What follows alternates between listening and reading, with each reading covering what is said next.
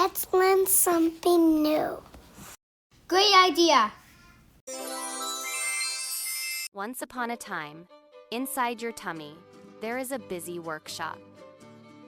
Your body turns food into energy so you can run and play. Sometimes your tummy makes tiny air bubbles. These bubbles love to dance and bounce around inside. When they get tired, they need to find a way out. When an air bubble pops out, it makes a funny sound, toot. Everyone has tummy bubbles. It's natural. Because toots make silly sounds, it's okay to giggle. Even though it's funny, be kind to others. After a toot, use your polite power and say, "Excuse me." Sometimes, air bubbles bring a little stinky smell. Smell you later.